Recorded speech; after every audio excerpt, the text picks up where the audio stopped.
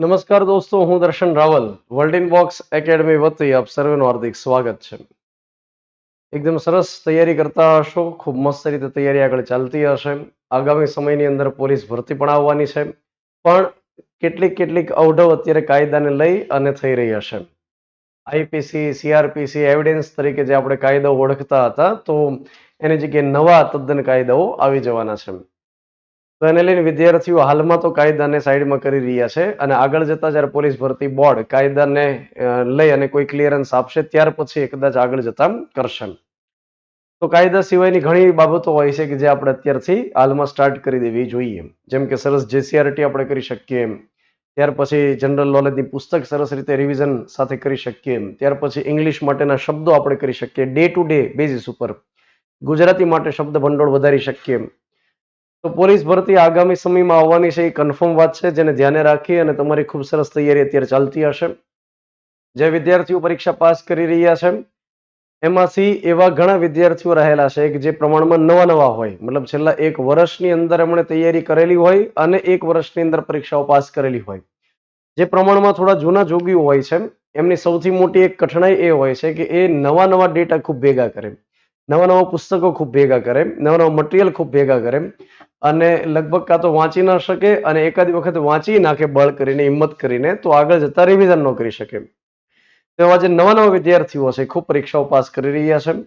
તલાટી જુનિયર ક્લાર્કમાં ખૂબ સારું પરિણામ મળ્યું. ત્યાર પછી હવે ફોરેસ્ટ માટે પણ પ્રયાસ આપણે કરી રહ્યા છીએ, જેને લઈ અને હમણાં છેલ્લે 15મી ઓગસ્ટના દિવસે આપણે 2 અલગ સ્કૂલની અંદર સરકારી ઢબે પરીક્ષાનું આયોજન કર્યું. બહોળી સંખ્યામાં વિદ્યાર્થીઓ ભાગ લીધો અને ખૂબ સારા પેપર રહ્યા. તો આજે આપણે ડેઈલી રાત્રે 9 કલાકે જે અલગ વિષયો ઉપર લેક્ચર મૂકી રહ્યા છીએ, એની પાછળનો ઉદ્દેશ એ છે કે આગામી સમયમાં જે કઈ ક્લાસ 3 ની પરીક્ષાઓ આવે એમાં તમને ઉપયોગી સાબિત થઈ શકે. ડીવાયએસઓ માટેની પરીક્ષા ડિક્લેર થઈ ગઈ છે. જીપીએસસી 1-2 માટેની પણ પરીક્ષાઓ ડિક્લેર થઈ ચૂકી છે. તો એને લઈને વિદ્યાર્થીઓ અત્યારે તડામાર તૈયારીમાં જોડાઈ રહ્યા છે. આપણે જે બંધારણ વિષય ભણી રહ્યા છીએ એમાં લાસ્ટ લેક્ચરમાં ભાગ નંબર 3 આપણે કમ્પ્લીટ કર્યો. મૂળભૂત અધિકારનું ચેપ્ટર આપણે પૂર્ણ કર્યું અને મૂળભૂત ફરજ નામનું જે ચેપ્ટર છે 4 કેપિટલ એ પણ આપણે કમ્પ્લીટ કર્યું. આજના સેશનમાં આપણે ભણવાના છીએ ભાગ નંબર 4, જેનું નામ રહેલું છે ડીપીએસપી. ડીપીએસપી ને આપણે ઇંગ્લિશમાં શું કહેશું? Directive principles for state policy, જેને ગુજરાતીમાં આપણે કહેશું રાજ્ય નીતિના માર્ગદર્શક સિદ્ધાંતો. જ્યારે ભારતીય બંધારણ સભાની અંદર મૂળભૂત અધિકાર ઉપર જ્યારે ચર્ચા શરૂ હતી ત્યારે ભરીને અધિકારો લખવામાં આવ્યા. ખૂબ મોટી સંખ્યામાં અધિકારો લખવાની વાત કરવામાં આવી.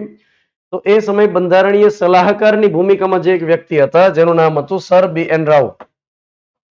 સર BN રાવ કરીને જે વ્યક્તિ હતા, બેનિકલ નરસિંહ રાવ. તો આ વ્યક્તિ ICS અધિકારી રહેલા હતા, કોઈ રાજકીય નેતા નહોતા, એટલે એ વાતમાં ભાવુક નહોતા થઈ જતા, એ અધિકારી હતા. તો BN રાવ નામના જે વ્યક્તિ હતા એમણે બંધારણ સભાને સજેશન આપ્યું કે આપણે એક સાથે મૂળભૂત અધિકારમાં ઘણી બાબતો જો લખી નાખશું તો આગળ જતા સમય એવો આવશે કે સરકાર એ દઈ નહીં શકે, અને મૂળભૂત અધિકારમાં જો એક વખત વસ્તુ લખી દેવામાં આવશે ત્યાર પછી સરકાર લોકોને દેવા માટે બંધાઈ જશે. અને માનો કે સરકાર નહીં આપે તો અનુચ્છેદ 32 નો ઉપયોગ કરી સુપ્રીમ કોર્ટમાં જઈ શકાશે, અને અનુચ્છેદ 226 નો ઉપયોગ કરી હાઈકોર્ટમાં અરજી કરી શકાશે, જેને આપણે કહીએ રીટ અરજી. તો એ સમયે BN રાવે એક સજેશન આપ્યું, અને સજેશન એ આપ્યું કે આપણે એક કામ કરીએ, લોકોને જે વસ્તુ દેવી પડે એમ છે એના 2 ભાગ પાડી દઈએ.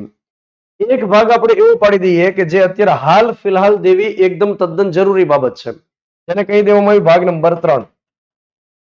અત્યારે તાત્કાલિક જે વસ્તુ દેવી પડે એમ જ છે એને આપણે ભાગ નંબર 3 કહી દઈએ, મૂળભૂત અધિકાર.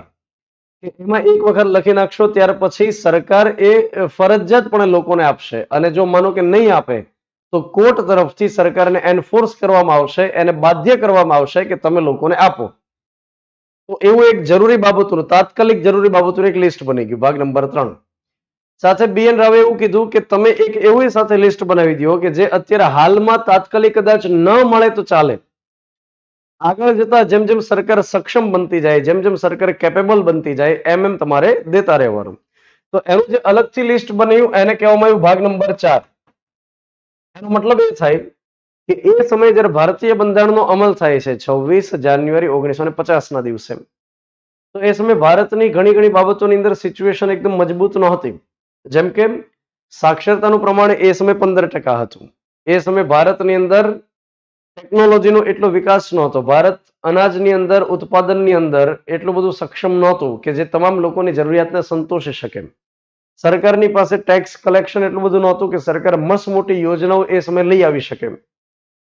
તો સરકાર ઘણી બાબતોની અંદર અન્ય દેશો ઉપર ડિપેન્ડન્ટ હતી અને એટલા માટે BN રાવે કીધું કે જો તમે એક સાથે સળંગ લિસ્ટ બનાવશો કે આટલી બાબતો લોકોને એક સાથે આપી દો અને સરકાર માનો કે આપવામાં નિષ્ફળ જશે તો લોકો સુપ્રીમ કોર્ટમાં ફરિયાદ કરશે, સુપ્રીમ કોર્ટ હથોડો લઈને સરકારનો વારો પાડશે અને એટલા માટે બે ભાગ કરી દો. તો એનું પરિણામ એ આવ્યું કે એ સમયે જે બાબતો તાત્કાલિક લોકોને દેવી પડે એમ જ હતી એને ભાગ નંબર 3 માં સમાવિષ્ટ કરી અને જેનો અમલ કરવો સરકાર માટે બંધન કરતા થઈ ગયો. અને એક લિસ્ટ એવું બનાવ્યું કે જે હાલ ફિલહાલ નહીં આપીએ તો ચાલશે. જેમ જેમ સરકાર આગળ જતા સક્ષમ બનતી જાય, જેમ જેમ એની પાસે સંસાધન આવતા જાય એમ લોકોને આપતું જશે. અને એટલા માટે એના નામ આપ્યું ભાગ નંબર 4. ભાગ નંબર 4 ની અંદર લખવામાં આવ્યું રાજનીતિના માર્ગદર્શક સિદ્ધાંત. એનો મતલબ એ થાય કે રાજ્ય, સ્ટેટ જ્યારે કોઈ નીતિ બનાવશે, જ્યારે કોઈ યોજના બનાવશે ત્યારે આમાં લખેલી બાબતોને ધ્યાનમાં રાખશે અને લોકોની વસ્તુ આપી દેશે. એનો મતલબ એ થાય કે ડીપીએસપીમાં લખેલી બાબતો સરકાર ક્યારે સક્ષમ થાય એની ઉપર આધારિત છે. એટલે તાત્કાલિક ધોરણે સરકાર આપે જ એવું જરૂરી નથી. અને માનો કે આમાં લખેલી બાબતો સરકાર નહીં આપે તો એને લઈ સુપ્રીમ કોર્ટમાં ફોર્સ ન કરી શકે, સુપ્રીમ કોર્ટમાં અરજી ન કરી શકાય. એટલે કે આમાં લખેલી બાબતો એનફોર્સિએબલ નથી. એનો અમલ કરાવવા માટે સરકારને સુપ્રીમ કોર્ટ બંધન ન કરી શકે.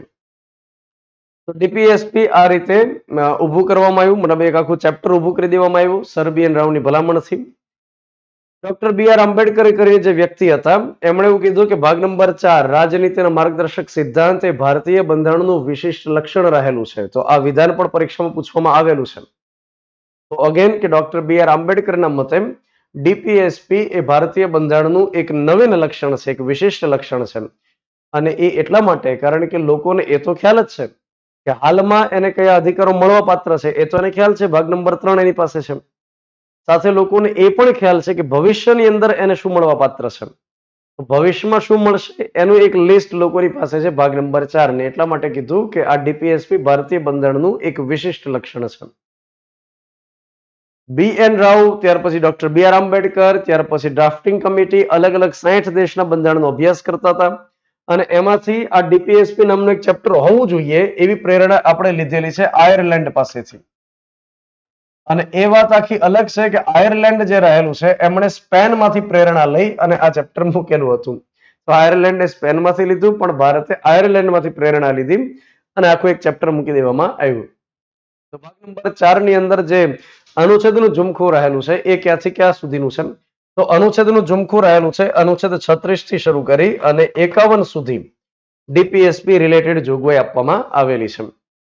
આપણે જ્યાં સુધી ભાગ નંબર 4 કમ્પ્લીટ કરીએ ત્યાં સુધી એકદમ ડાયાડમરા થઈ અને સળંગે સળંગ અનુચ્છેદ ભણશું અને જ્યારથી આપણે રાષ્ટ્રપતિની શરૂઆત કરશું ત્યારે આપણે વચ્ચે અનુચ્છેદ આવશે અને ત્યાર પછી કોન્સેપ્ટ ઉપર મુખ્ય ફોકસ કરશું. તો ટોપિક આવશે, વચ્ચે અનુચ્છેદ આવશે. પણ 51 નંબર સુધી એકદમ સિન્સિયર થઈ અને લાઈનમાં આપણે અનુચ્છેદ ભણવા પડશે.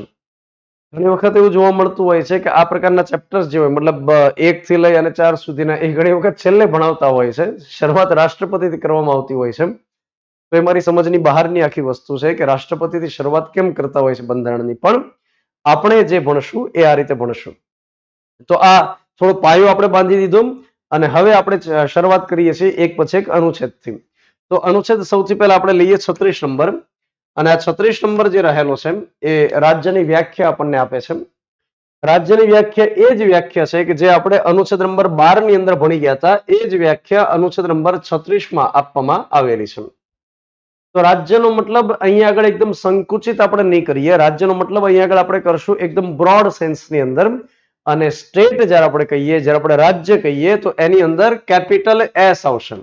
તો જ્યારે કેપિટલ STAT આવે એનો મતલબ થાય કે સરકારના નાણાં દ્વારા ચાલતી કોઈ પણ સંસ્થા હોય એને આપણે રાજ્ય કહી દેવું પડશે. તો જે આપણે 12 નંબરની અંદર ચર્ચા કરી ગયા હતા એ સેમ વસ્તુ એ 36 નંબરમાં એપ્લાય થશે.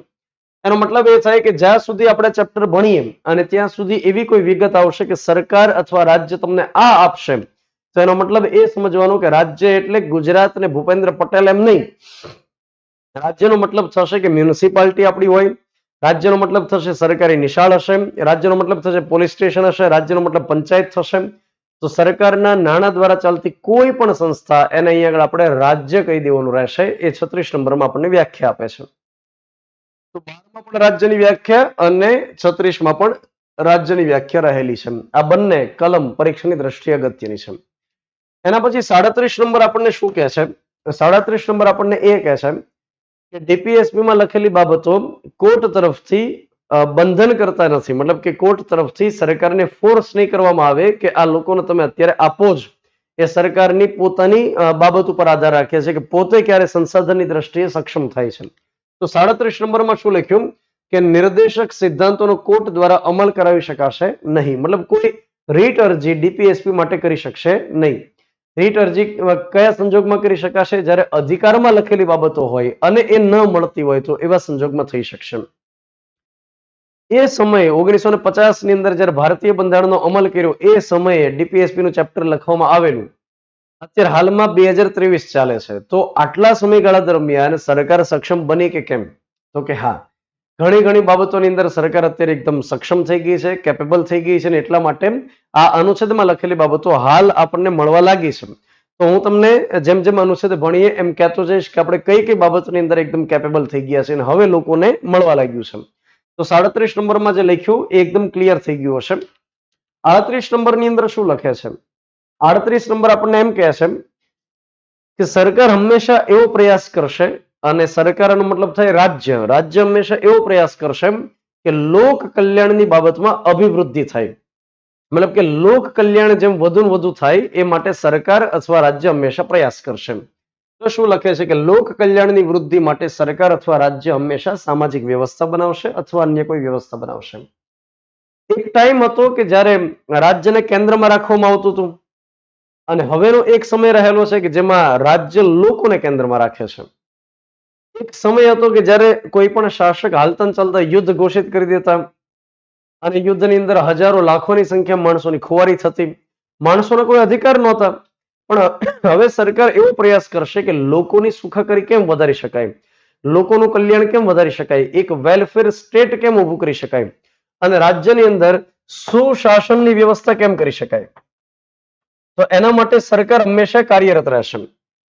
એક સમય હતો કે જ્યારે રાજ્યનું મુખ્ય કાર્ય અથવા શાસકનું મુખ્ય કાર્ય એ હતું કે લોકોને સુરક્ષા પ્રોવાઈડ કરવી, અને અન્ય કોઈ રાજ્ય તરફથી ક્યારે હુમલો થાય તો એ સમયે લોકોની સુરક્ષા કરવી એ રાજ્યનું મુખ્ય કાર્ય ગણાતું. પણ અત્યારે હાલમાં રાજ્યનું મુખ્ય કાર્ય કે સરકારનું મુખ્ય કાર્ય માત્ર સુરક્ષા વ્યવસ્થા નથી, પરંતુ હાલ ફિલહાલ સરકારની જવાબદારી એના કરતા ખૂબ વિશાળ થઈ ગઈ છે.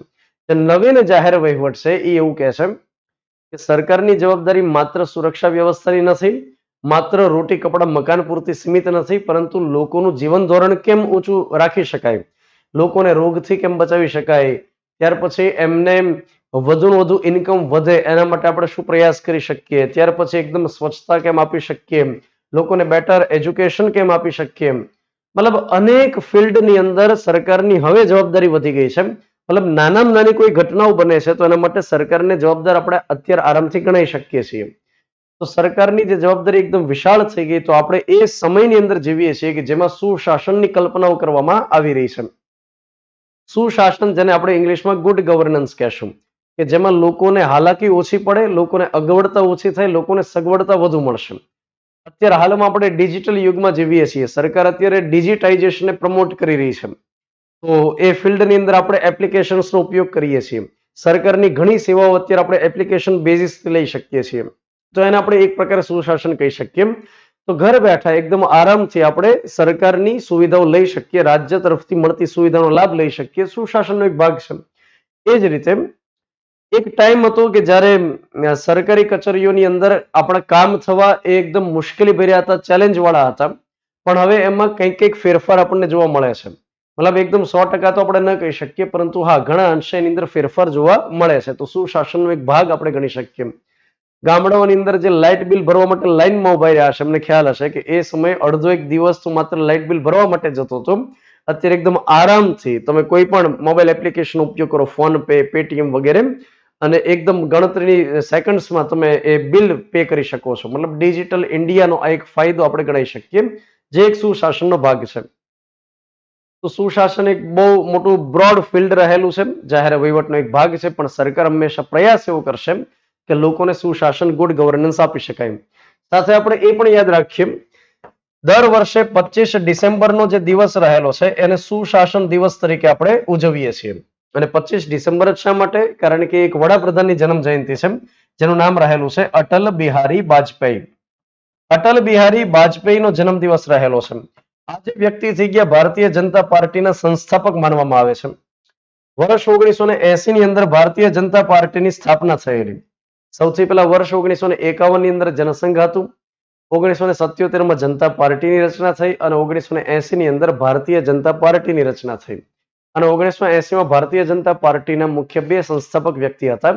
એક હતા અટલ બિહારી વાજપેયી અને એક બીજા હતા લાલકૃષ્ણ અડવાણી. તો અટલ બિહારી વાજપેયી માટે એવું કહેવામાં આવતું કે આ વ્યક્તિ અજાત શત્રુ છે, મતલબ કે એનો કોઈ દુશ્મન નથી. અન્ય જે પાર્ટીઓ હતી એ પણ અટલ બિહારી વાજપેયીના વખાણ કરતા કે ભાજપ નામનું આખું જે વૃક્ષ છે એ ખરાબ છે, પણ એમાં જે એક ફળ આવ્યું છે અટલ બિહારી વાજપેયીનું એ એક સારું છે. તો અટલ બિહારી વાજપેયી ભારતીય જનતા પાર્ટીના મુખ્ય સંસ્થાપક વ્યક્તિ. આગળ જતા વર્ષ 1996 માં એકવાર વડાપ્રધાન બન્યા 13 દિવસ માટે, 1998 માં 13 મહિના માટે બન્યા અને 1999 ની અંદર ફૂલ ટાઈમ મતલબ 5 વર્ષ માટે વડાપ્રધાન બન્યા. તો 3 વખત વડાપ્રધાનના શપથ એમણે લીધેલા. અટલ બિહારી વાજપેયીનું જે આખું મતલબ ચારિત્ર્ય હતું, રાજકીય ચારિત્ર્ય એકદમ શુદ્ધ હતું. એ તડજોડની રાજનીતિ નહોતા જાણતા, ત્યાર પછી એ ભ્રષ્ટાચારમાં નહોતા માનતા. તો એમનો જે જન્મદિવસ છે 25 ડિસેમ્બર એને ઉજવવામાં આવે છે સુશાસન દિવસ તરીકે ઉજવવામાં આવે છે. તો આ એક 38 નંબર આપણને ખ્યાલ હોવો જરૂરી છે. એના પછી આપણે ચર્ચા કરીએ 39 કેપિટલ એ. તમારા મિત્રો એટલું યાદ રાખવાનું કે તમે ભારતીય બંધારણ ભણો અથવા તો કોઈ પણ કાયદાઓ ભણો, એમાં જ્યારે કેપિટલ એબીસીડી આવે એનો મતલબ એ સમજવાનો કે મૂળ રીતે જ્યારે આનું ઘડતર થયું હશે એ સમયે આ અનુચ્છેદ નહોતો, પરંતુ આગળ જતા એને ઉમેરવામાં આવ્યો હશે.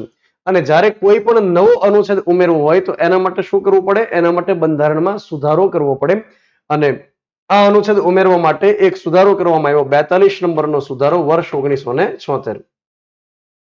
42મો સુધારો આપણે જ્યાં સુધી બંધારણ ભણશું ત્યાં સુધી આવશે, લઘુ બંધારણ તરીકે ઓળખાય છે. 39 કેપિટલ એમાં લખવામાં આવ્યું સમાન અને મફત કાનૂની સહાય. તો અહીંયા આગળ ઓલરેડી પીપીટીમાં આપણે એટલા માટે લઈ લીધેલું છે કારણ કે લખવાની અંદર આપણો સમય ન જાય એને બચાવી શકાય એટલા માટે.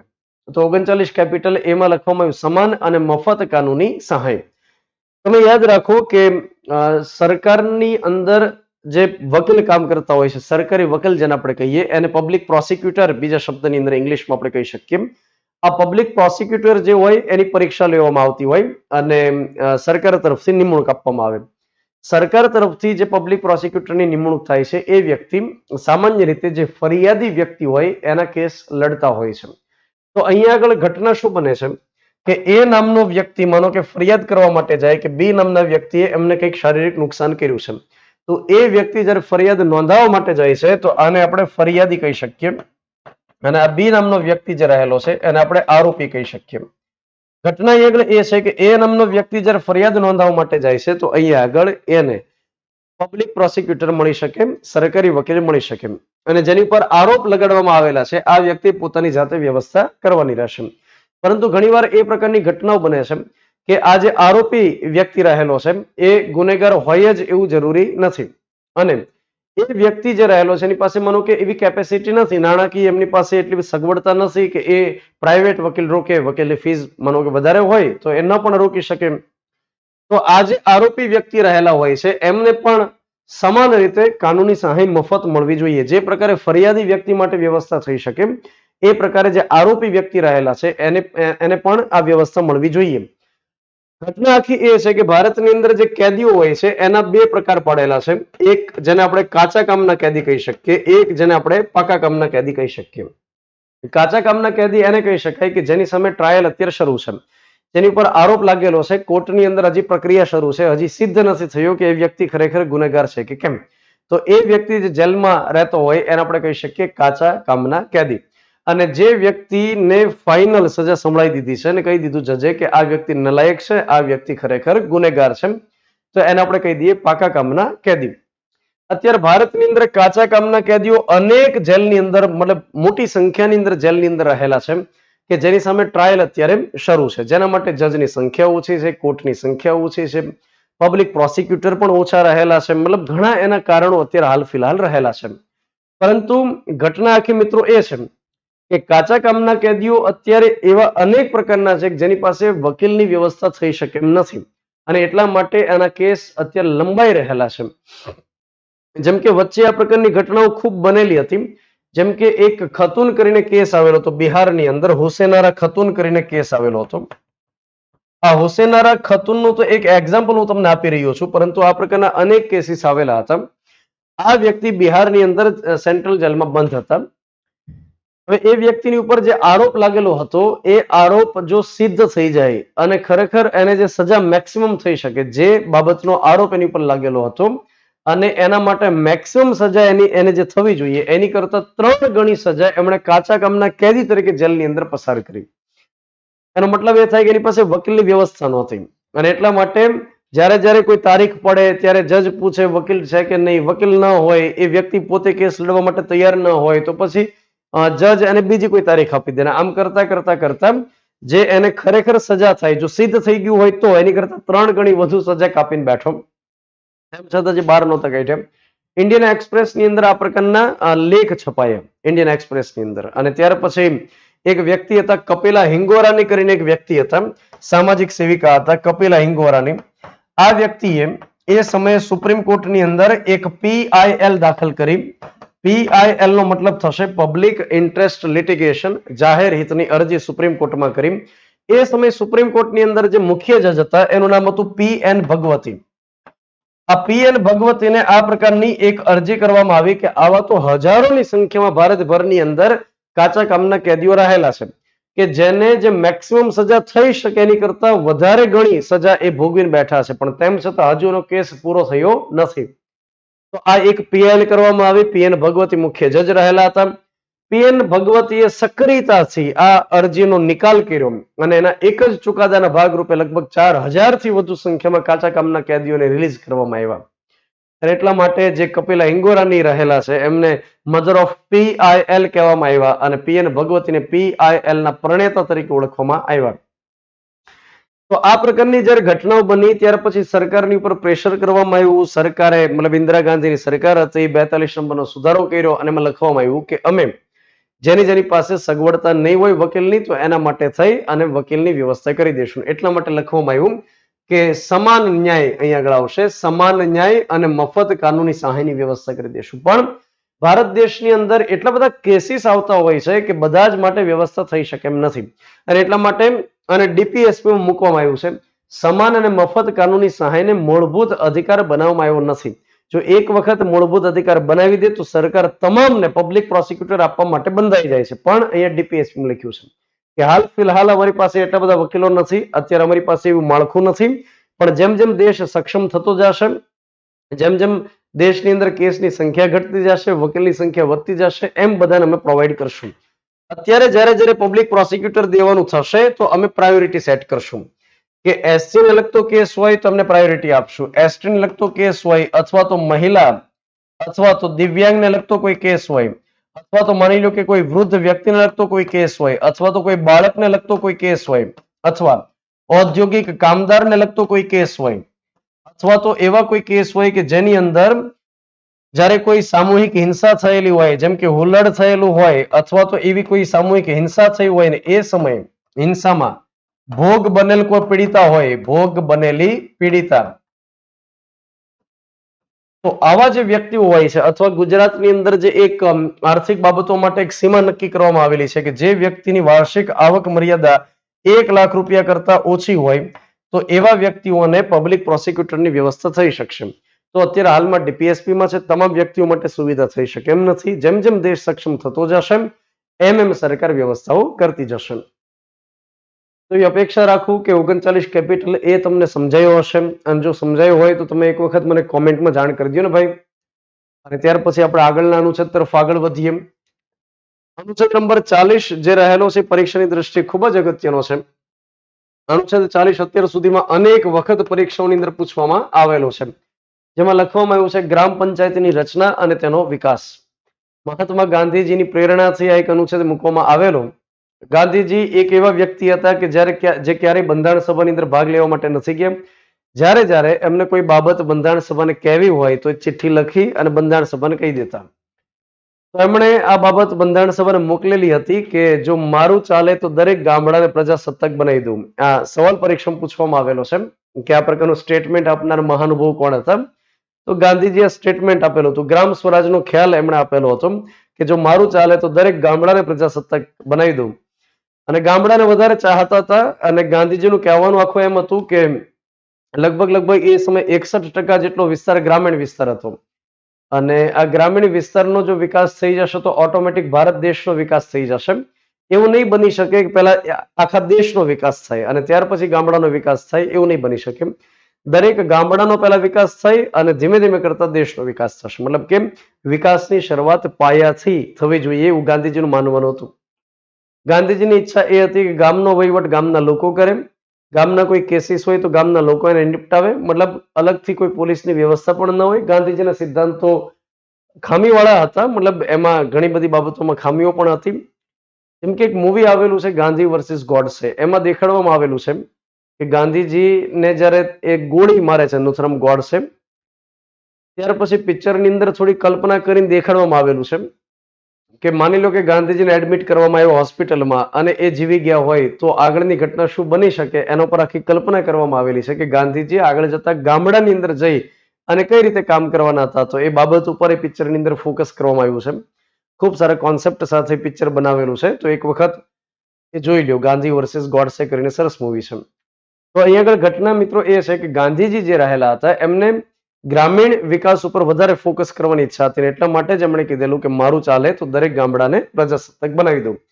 તો એમના વિચારોથી પ્રેરણા લઈ અને ગ્રામ પંચાયતની રચના અને વિકાસ કરવામાં આવશે એ પ્રકારે ડીપીએસપીમાં 40 નંબરમાં મૂકવામાં આવ્યું. એ સમયે ગ્રામ પંચાયતની રચના કરવી શક્ય નહોતું, કેમ કે એ સમયે ગ્રામ પંચાયતની રચના કરે ત્યાર પછી એની પર દેખરેખ રાખવા માટે વળી પાછા તાલુકા કે જિલ્લા પંચાયત જેવી સંસ્થાઓની રચના કરી શકાય. પણ એ સમયે ચૂંટણીઓની વ્યવસ્થા કેમ કરવી એ ભારત માટે સૌથી મોટી ચેલેન્જ હતી. લોકસભા અને વિધાનસભાની ચૂંટણીઓ માંડ થતી હતી. એ સમયે ઈવીએમ મશીન તો હતા નહીં અને અંગ્રેજના ટાઈમની અંદર સમગ્ર દેશની અંદર ક્યારેય ચૂંટણીઓ થઈ નહોતી. અત્યારે હાલમાં તમે જોઈ શકો કે કોઈ રાજ્યની અંદર સ્થાનિક સ્વરાજ્યની ચૂંટણીઓ હોય તો હિંસા ભયંકર માત્રામાં થાય છે.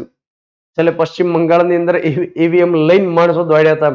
તો આ પ્રકારની ઘટનાઓ અત્યારે હાલમાં જોવા મળે છે. તો આ તો એ સમયની વાત છે, 1950ના દશકની વાત છે.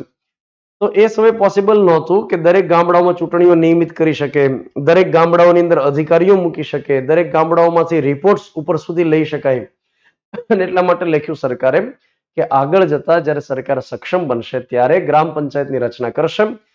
આગળ જતા એક બંધારણીય સુધારો કરવામાં આવ્યો, 73 નંબરનો સુધારો વર્ષ 1992માં. અને પંચાયતી રાજ માટે અલગથી એક ચેપ્ટર મૂકવામાં આવ્યું જેને આપણે ભાગ નંબર 9 કહીએ છીએ. ભાગ નંબર 9 ની અંદર 243 થી લઈ 243 ઓ સુધીના અનુચ્છેદ મૂકવામાં આવ્યા અને એના માટે એક પરિશિષ્ટ નંબર 11 ને પણ જોડવામાં આવ્યું. તો આગળ જતા ભારત દેશ સક્ષમ બને છે 1992માં 73 નંબરનો સુધારો કરીને આખું એક ચેપ્ટર ભારતીય બંધારણમાં મૂકી દેવામાં આવે છે અને સમગ્ર ભારતની અંદર 24 એપ્રિલ 1993 ના દિવસે પંચાયતી રાજનો અમલ કરવામાં આવે છે. આપણે યુટ્યુબ ની અંદર એક સંપૂર્ણ પંચાયતી રાજ કરીને એક લેક્ચર મૂકવામાં આવેલો છે. 4 કે 4.5 કલાકનો એ લેક્ચર રહેલો હશે. તો એ લેક્ચર એક વખત જોઈ લેવું કોઈને અત્યારથી જો પંચાયતી રાજ ભણવું હોય તો. તો આગળ જતા આપણે ભારતીય બંધારણ અંતર્ગત પંચાયતી રાજ નહીં ભણીએ કેમ કે ઓલરેડી આખું એક સંપૂર્ણ પંચાયતી રાજ મૂકી દેવામાં આવેલું છે. તો એ તમે ચોક્કસથી જોઈ લ્યો. અમે પણ આ લેક્ચરની અંદર તમે અંદર જશો તો એક લિંક મૂકી દેશું પંચાયતી રાજ માટેની, તો તમે એ લેક્ચરને જોઈ લેવું. તો અનુચ્છેદ નંબર 40 તમે યાદ રાખી લો. ગાંધીજીની પ્રેરણાથી આ એક અનુચ્છેદ મૂકવામાં આવ્યો.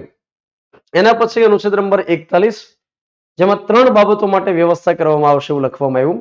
એક રોજગારી જાહેર શિક્ષણ, રોજગારી શિક્ષણ અને જાહેર સહાય માટે સરકાર વ્યવસ્થા કરશે એ પ્રકારે લખવામાં આવ્યું. તો જેમ જેમ રાજ્ય સરકાર કે કેન્દ્ર સરકાર સક્ષમ બનતી જશે એમ એ 3 બાબતો માટે લોકોને વ્યવસ્થા કરી આપશે. એક તો રોજગાર માટે વ્યવસ્થા કરી આપશે, શિક્ષણ માટે વ્યવસ્થા કરી આપશે અને જાહેર સહાય માટે વ્યવસ્થા કરી આપશે. રોજગાર માટે એટલે સરકારી નોકરીઓ જે સરકાર આપે છે માત્ર એને જ રોજગાર આપ્યો એમ આપણે ન કહી શકીએ. નીતિન ગડકરી કરીને જે મહારાષ્ટ્રના નેતા છે અને અત્યારે રોડ એન્ડ ટ્રાન્સપોર્ટ મિનિસ્ટર છે, તેમણે બહુ એક સરસ સ્ટેટમેન્ટ આપેલું હતું કે ભારત સરકારની પાસે એટલી બધી નોકરીઓ જ નથી કે જે તમામ લોકોને આપી શકાય. તો એમણે એક વખત સાચું ભૂલમાં કહી દીધેલું કે સરકારની પાસે એટલી બધી નોકરીઓ જ નથી કે જેટલા ફોર્મ ભરાય છે બધાને આપી શકાય. તો રોજગારનો મતલબ માત્ર એ નથી કે સરકારી નોકરી આપે, પરંતુ અન્ય કોઈ રીતે કમાવા માટે સરકાર જો વ્યવસ્થા કરી આપે તો એને એક પ્રકારે રોજગાર આપ્યો એવું આપણે કહી શકીએ. જેમ કે એના ભાગરૂપે સરકાર એક યોજના લઈને આવેલી જેને આપણે મનરેગા યોજના કહીએ છીએ. મનરેગા યોજના વર્ષ 2005 ની અંદર આવી અને એ સમય કોંગ્રેસની સરકાર હતી. ડોક્ટર મનમોહન સિંઘ એ સમય દેશના વડાપ્રધાન હતા. આ મનરેગા યોજના જ્યારે 2005માં લઈને આવ્યા ત્યારે એનું નામ હતું નારેગા યોજના. 2006 થી આ યોજનાનો અમલ કરવામાં આવેલો અને આગળ જતા વર્ષ 2009 ની અંદર આનું નામ ચેન્જ કરી અને મનરેગા કરવામાં આવ્યું. મહાત્મા ગાંધી અને ત્યાર પછી આ નારેગા તો હતું જ. તો શરૂઆતની અંદર જ્યારે યોજના લઈને આવ્યા 2005માં ત્યારે નારેગા યોજના હતી. 2006 થી આ યોજનાનો અમલ થાય છે. 2009 ની અંદર 2 ઓક્ટોબરના દિવસે મહાત્મા ગાંધીજીની જન્મ જયંતિના દિવસે મહાત્મા ગાંધી જોડવામાં આવ્યું. આ મનરેગા યોજના એ વિશ્વની સૌથી વધુ બજેટ ધરાવતી યોજના માનવામાં આવી રહી છે. જેનું પૂરું નામ શું થશે? થોડી હિંમત રાખવી પડશે.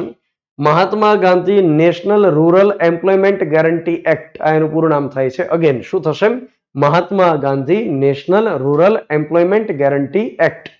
આ યોજના ગ્રામીણ વિસ્તાર માટે છે અને એટલા માટે રૂરલ આમાં લખવામાં આવેલું છે. ગ્રામીણ વિસ્તારની અંદર એવા વ્યક્તિઓ વસવાટ કરતા હોય કે જે નાના સીમાંત ખેડૂત પરિવાર હોય, ત્યાર પછી એવા કોઈ વ્યક્તિઓ હોય કે જે એસસી અથવા એસટી ને બિલોંગ કરતા હોય, અથવા તો ગરીબી રેખાથી નીચે જીવતા વ્યક્તિ હોય, ગરીબી રેખાથી નીચે જીવતા વ્યક્તિઓ હોય જેને આપણે બિલો પોવર્ટી લાઈન કહેતા હોઈએ, તો આ પ્રકારના વ્યક્તિઓને પ્રાયોરિટી આપવામાં આવે. પરિવારમાંથી એક વ્યક્તિને રોજગાર દેવાની ગેરંટી આપે છે.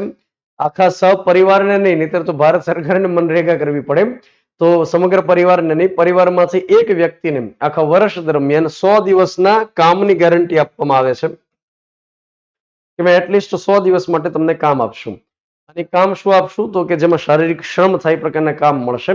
જેમ કે કોઈ તળાવને ઊંડું કરવાનું છે, રોડ રસ્તાને લગતી કામગીરી છે, કોઈ ઓરડા ચણવાની કામગીરી છે, અથવા વનીકરણને લગતા કોઈ પ્રોજેક્ટ હોય, તો સરકાર આ પ્રકારે શારીરિક શ્રમ થાય એ પ્રકારની કામગીરી સોંપશે. દરેક રાજ્યની અંદર એના માટે પર ડે જે વળતર હોય છે અલગ અલગ ચૂકવવામાં આવતું હોય છે. દર વર્ષે રાજ્ય સરકાર એમાં ચેન્જીસ કરી શકે. તો મનરેગા યોજના એ રોજગાર દેવા માટેની એક સ્કીમ છે. તો હું તમને એ સમજાવું છું કે જ્યારે ભારતીય બંધારણનો અમલ થયો ત્યારે સરકાર મનરેગા યોજના નહોતી લાવી શકતી, કેમ કે એની પાસે પૈસા જ નહોતા, એની પાસે ટેક્સ કલેક્શન જ નહોતું કે મનરેગા યોજના લાવે. તો 2005 ની અંદર સરકાર સક્ષમ બની. તો હું તમને એ સમજાવું કે 41 નંબરનું પાલન અત્યારે હાલમાં થઈ રહ્યું હોય એવું આપણને દેખાય છે. એ જ રીતે શિક્ષણ માટે સરકાર વ્યવસ્થા કરશે.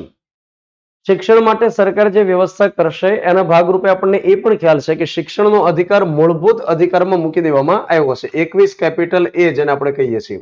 86મો બંધારણીય સુધારો કરી વર્ષ 2001 ની અંદર શિક્ષણના અધિકારને મૂળભૂત અધિકાર તરીકે સ્થાન આપ્યું. પરંતુ આમાં જે લખવામાં આવ્યું એ લખવામાં આવ્યું કે 6 થી 14 વર્ષનું બાળક હોય એને મફત અને ફરજિયાત અમે શિક્ષણ આપશું. તો 14 થી વધુ ઉંમરના જે વ્યક્તિ હોય એના માટે શું? તો અત્યારે હાલમાં સરકાર એટલી બધી સક્ષમ નથી કે બાળક જ્યારથી ભણતું થાય ત્યારથી લઈને કોલેજ પૂર્ણ કરે ત્યાં સુધી ફ્રી એજ્યુકેશન આપી શકે. એના માટે સરકાર સક્ષમ નથી. તમે જોયું હશે કે ઘણીવાર કોલેજની અંદર એડમિશન લેવા માટે જાય તો મેરિટના આધારે આપવામાં આવે, સરકારી કોલેજ હોય તો. અને ત્યાર પછી કોઈ કટ ઓફ અટક્યું હોય ત્યાર પછી કોઈ વિદ્યાર્થીઓને ત્યાં એડમિશન લેવું હોય તો એવું કહેતા હોય કે સેલ્ફ ફાઇનાન્સમાં તમારે લેવું પડશે. કોલેજ એની ઈચ્છે પણ કહેવાય શું? Self finance. સરકારે વ્યવસ્થા નથી કરી શકતી અત્યારે હાલમાં કે તમામ વિદ્યાર્થીઓ જે ભણતા હોય એમને ફ્રીમાં અમે એજ્યુકેશન આપશું. તો આગળ જતા બને કે સરકાર સક્ષમ બને, આપણી આગળની પેઢી અથવા એની આગળની પેઢી હોય ત્યારે તો લગભગ એ બની ગયું હશે કે બાળ મંદિરથી લઈ અને છેક ભણે ત્યાં સુધી ફ્રી એજ્યુકેશન આપી શકાય. તો આ અત્યારે હાલમાં અંડર પ્રોસેસ હોય એવું આપણે કહી શકીએ. ત્યાર પછી લખવામાં આવ્યું કે સરકાર જાહેર સહાય માટે વ્યવસ્થા કરશે. જાહેર સહાયનો મતલબ થશે કે જે સરકારી નોકરીઓ આપવામાં આવે એને આપણે જાહેર સહાય કહી શકીએ. સરકારી જે કઈ યોજનાઓનો લાભ મળે છે એને આપણે જાહેર સહાય કહી શકીએ. જેમ કે હું તમને એક્ઝામ્પલ આપું કે અત્યારે વૃદ્ધ માટે પેન્શન સ્કીમ હોય, ત્યાર પછી વિધવા પુનઃ વિવાહ માટે યોજના હોય, ત્યાર પછી જે વિદ્યાર્થીનીઓ ભણતી હોય છે એના માટે કંઈક ને કંઈક યોજનાઓ સરકાર લઈને આવે છે. કાં તો શિષ્યવૃત્તિ માટે હોય, અથવા મફત બસની અંદર એ અપડાઉન કરી શકે એના માટેની યોજના હોય, ત્યાર પછી આયુષ્માન ભારત યોજના હોય, તો અલગ અલગ પ્રકારની જે સ્કીમ સરકાર લઈને આવે છે એને આપણે જાહેર સહાય કહી શકીએ, જે અત્યારે એકદમ સસ્તા દરે અનાજ સરકાર આપે છે. ત્યાર પછી શીંગ તેલ લીટર આપતા હોય છે વાર તહેવારે, ત્યાર પછી કઠોળ સરકાર મફતના દરે આપતી હોય છે. તો કહેવાનો મતલબ એ છે કે સરકાર લોકોને પોતાના તરફથી જે ફ્રી સુવિધાઓ આપે એને આપણે જાહેર સહાય કહી શકીએ, સરકાર તરફથી મળતી સહાય કહી શકીએ. તો જાહેર સહાય અત્યારે અનેક પ્રકારની આપણે ગણી શકીએ એમ છીએ, અને વેબસાઇટની અંદર ભરી યોજનાઓ રહેલી હોય છે. કદાચ જે તે નેતાઓ કે મંત્રીઓને પણ ખ્યાલ નહીં હોય કે કેટલી યોજનાઓ એના મંત્રાલયમાંથી અત્યારે હાલમાં શરૂ છે. તો 41 નંબરનું પાલન અત્યારે ઘણા અંશે થઈ રહ્યું હોય એવું આપણે કહી શકીએ. 42 નંબરની અંદર શું કહે છે? 42 નંબર આપણને એમ કહે છે કામ અંગેની ન્યાયી અને માનવાંછિત પરિસ્થિતિ અને પ્રસૂતિ સહાયતા. તો 42 નંબરની અંદર હેડિંગ આ પ્રકારનું છે કે કામ અંગેની ન્યાયી અને માનવાંછિત પરિસ્થિતિ અને પ્રસૂતિ સહાયતા. મતલબ કે જે જગ્યાએ વ્યક્તિ કામ કરતા હશે તો એ સમયે ત્યાં આગળ એકદમ ન્યાયપૂર્વકની વ્યવસ્થા હોવી જોઈએ અને માનવાંછિત પરિસ્થિતિ હોવી જોઈએ. માનવાંછિતનો મતલબ થાય મનને ગમે એવી પરિસ્થિતિ. અત્યારે ઘણા એ પ્રકારના કામ હોય છે કે જ્યાં માણસ તરીકે કામ કરવું એ ખરેખર એમના જીવનું જોખમ પણ હોય છે અને મનને ગમે એવી પરિસ્થિતિ નથી હોતી.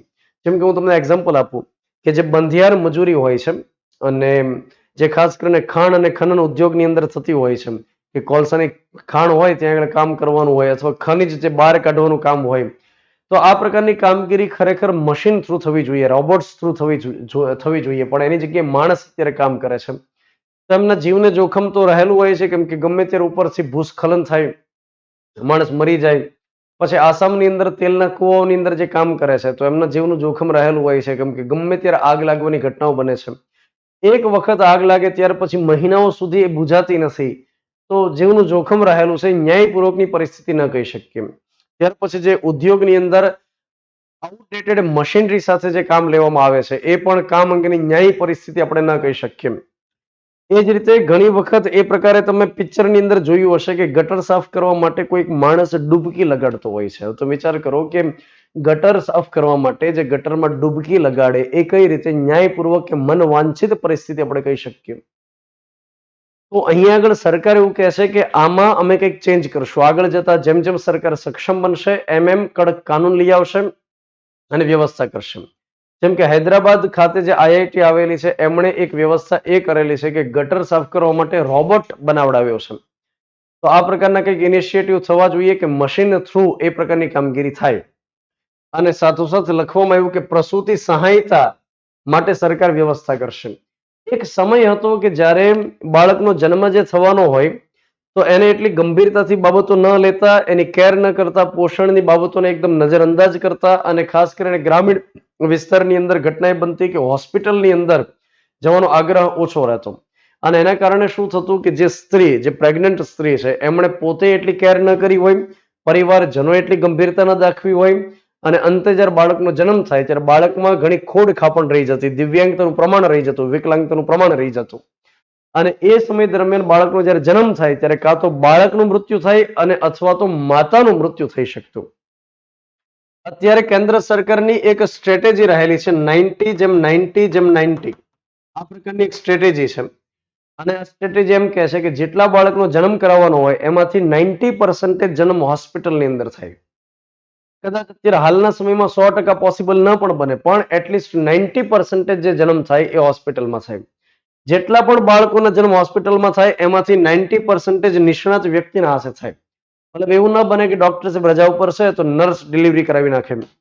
તો અહીંયા આગળ શું કહે છે કે 90% બાળકના જન્મ હોસ્પિટલમાં થાય એવો આગ્રહ રાખે અને જેટલા પણ જન્મ થાય એમાંથી 90% નિષ્ણાત વ્યક્તિના હાથે થાય અને જેટલા પણ બાળકો જન્મે એમાંથી 90% એકદમ હેલ્ધી બાળક જન્મે, એકદમ પુષ્ટ બાળક જન્મે. તો એના માટે સરકાર 90:90:90 નો અત્યારે રેશિયો રાખી અને સ્ટ્રેટેજી અપનાવી રહ્યા છે. તમને એ ખ્યાલ હશે કે ખિલખિલાટ એમ્બ્યુલન્સ અત્યારે આવી ગયું છે. પહેલાના સમયમાં તો શું હતું કે એમ્બ્યુલન્સ જ નહોતી, તો 108 નરેન્દ્ર મોદીના સમયમાં આવી અને ત્યાર પછી હજી પણ 108 ઘણી વખત વેઇટિંગમાં આવતી હોય છે. અને બાળકનો જન્મ થવાનો હોય, 108 અવેલેબલ ન હોય તો પછી એ બાળક અથવા માતાને નુકસાન થઈ શકે. એટલે સ્પેશિયલી એક એમ્બ્યુલન્સ બનાવડાવી, ખિલખિલાટ એમ્બ્યુલન્સ. સરકાર માન્ય જે હોસ્પિટલ રહેલી છે, સરકારે જેને રેકગ્નાઇઝ કરેલી છે, ત્યાં આગળ ફ્રી ઓફ કોસ્ટની અંદર બાળકનો જન્મ થઈ જાય છે. તો આ પ્રકારની જે વ્યવસ્થાઓ અત્યારે કરે છે, રસીકરણના અભિયાન છે, મિશન ઇન્દ્રધનુષ કરીને અત્યારે ચાલે છે, જેમાં અલગ અલગ 7 પ્રકારની રસી 2 વર્ષ સુધીના બાળકને અને ગર્ભવતી મહિલાઓને મૂકવામાં આવે છે. તો આ પ્રકારની જે વ્યવસ્થાઓ અત્યારે થઈ રહી છે એ પ્રસૂતિ સહાયતાના ભાગરૂપે આપણે ચોક્કસથી કહી શકીએ. સાથે તમને એ પણ ખ્યાલ હશે કે પ્રધાનમંત્રી માતૃવંદના યોજના અંતર્ગત 5,000 રૂપિયાની સહાય મળે છે ગર્ભવતી મહિલાને. ઇન્દિરા ગાંધી માતૃત્વ સહયોગ યોજના અંતર્ગત 6,000 રૂપિયા આપવામાં આવે છે. તો પ્રસૂતિ સહાયતા છે આ બધી. તો અનુચ્છેદ નંબર 42 અંતર્ગત અત્યારે હાલ ફિલહાલ કામગીરી શરૂ કરવામાં આવેલી છે. ત્યાર પછી આપણે વાત કરીએ 43 નંબર, જેમાં લખવામાં આવે છે કે કામદારના નિર્વાહ માટે જરૂરી વેતન અને ભથ્થાઓ આપવામાં આવશે. જે જગ્યાએ ઉદ્યોગની અંદર કામદાર કામ કરે છે એનું શોષણ નહીં કરી શકાય. એને કામના કલાકની અંદર યોગ્ય નિર્વાહ ભથ્થું એને મળવું જોઈએ.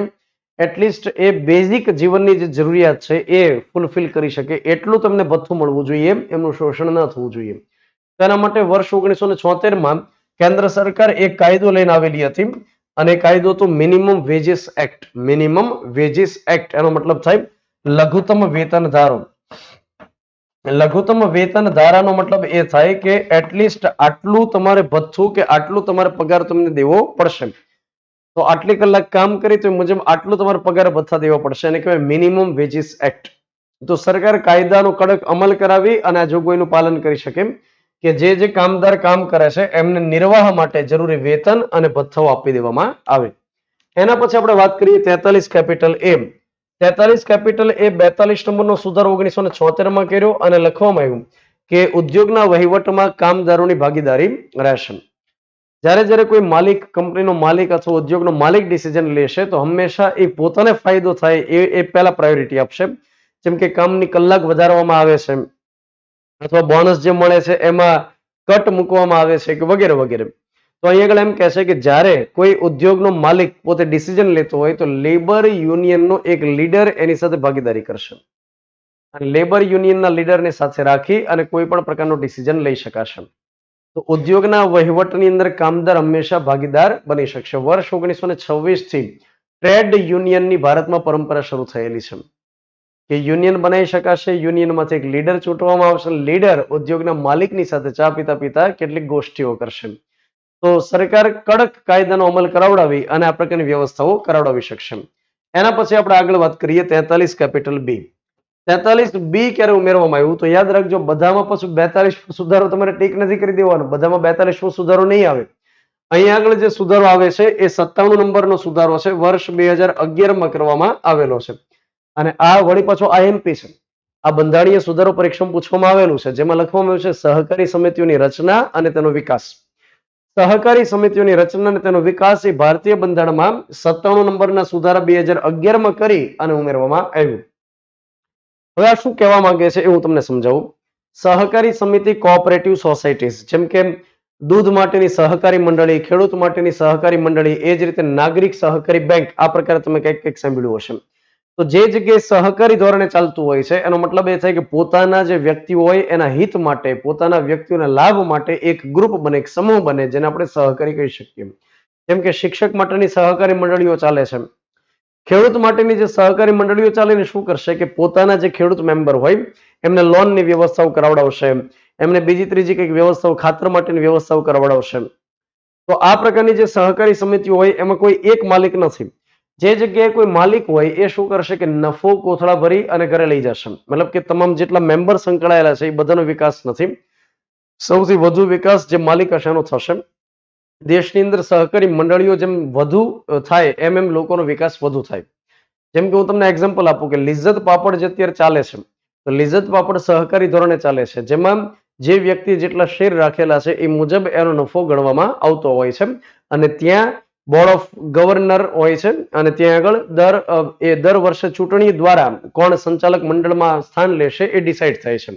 વંશ પરંપરાગત નહીં ચાલે કે મુકેશ અંબાણી હોય તો દીકરો ત્યાર પછી સંભાળે, એ પ્રકારે સહકારી મંડળીમાં નહીં ચાલે.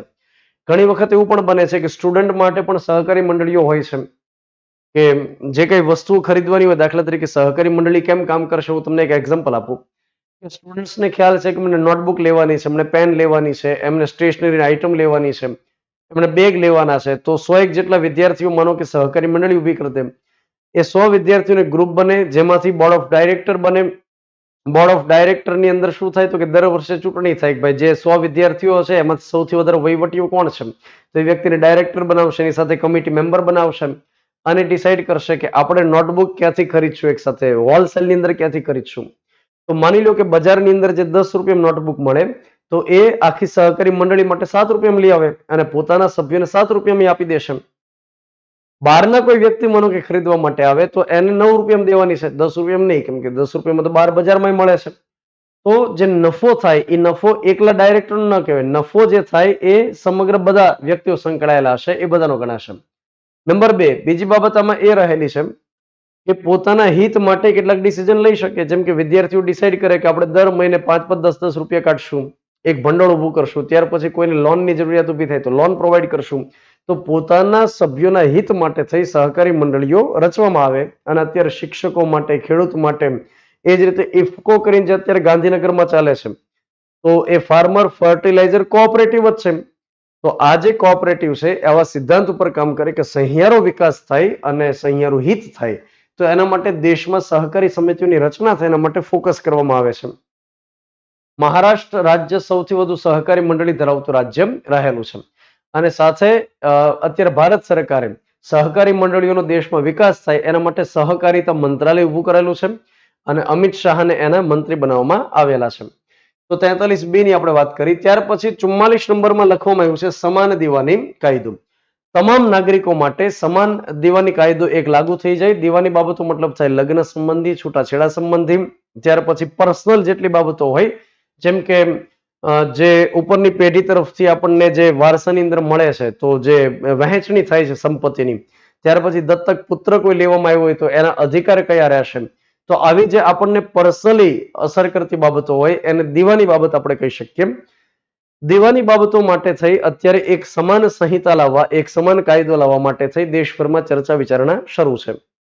સમાન દીવાની કાયદા માટે મેં સ્પેશિયલી એક અલગથી આખો એક લેક્ચર લીધેલો છે. તો અત્યારે વળી પાછી આપણે એની ચર્ચા નહીં કરીએ. તો એની જે લિંક રહેલી છે અત્યારે હું ડિસ્ક્રિપ્શનમાં મુકાવી દઉં છું, તમે એમાંથી જોઈ શકશો. તો આજના લેક્ચરમાં આપણે વાત કરી 36 નંબરથી 44 નંબર સુધી, અને આવતો જે લેક્ચર હશે એમાં DPSP આપણે કમ્પ્લીટ કરશું, જેમાં 45 નંબરથી લઈ અને 51 નંબર સુધી આપણે વાત કરશું. સાથે તમે ચેનલની સાથે જોડાયેલા રહ્યો, જે નવા નવા લેક્ચર્સ મુકાય છે એને માણતા રહ્યો. અને હા, તમારા કોઈ ક્વેશ્ચન્સ હોય તો ક્વેશ્ચન પણ તમે અમને પૂછી શકશો. ક્લાસનો જે નંબર રહેલો છે એમાં પણ તમે પૂછી શકશો. ભાવનગર એકેડમી ખાતે નવી એક જનરલ બેચ પણ શરૂ થયેલી છે. સાંજે 4 થી 6 નો સમય છે. તમે ડેમો લેક્ચર માટે પણ આવી શકશો. વધુ વિડીયો અને વિગત સાથે ભેગા થઈએ ત્યાં સુધી જય હિન્દ, જય ભારત. Thank you.